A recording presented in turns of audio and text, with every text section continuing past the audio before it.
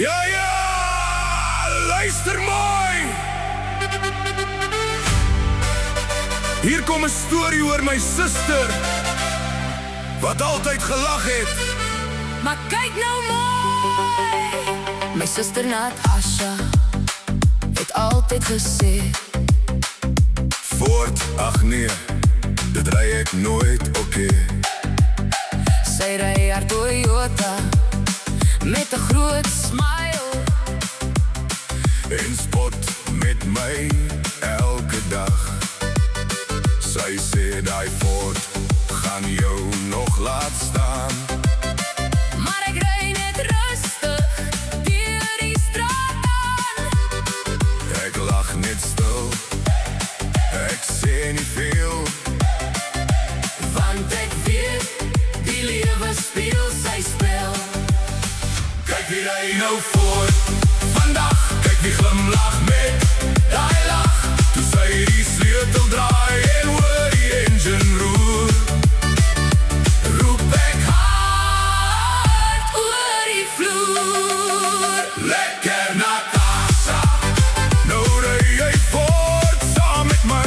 Lekker Natasha, Sien ek was reg al die tyd.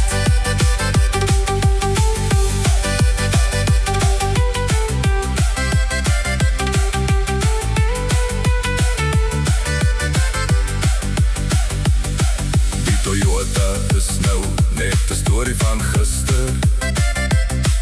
Nou hoor jy net Ford se brul by haar. Sy trek weg by die robot, vinnig en bly. En ek sien daai lach in haar oë bly. Nou sê sy, Ford is eintlik nie so kak. ek sê, suster, jy was bietjie verkeerd, reg. Ons lag saam in die straat se lig. En die bure kyk net na die gesig. Kyk wie ry nou voort vandag, kyk wie glimlag met daai lach. Toe sy die sleutel draai en hoor die engine roer, Roep ek hard oor die vloer. lekker Natasha, nou ry jy voort saam met my. Lekker Natasha, Sien ek was reg al die tyd. van Toyota na Ford se krag. Nou lag ons saam elke dag. En as sy weer haar engine start, roep ek weer uit my hart.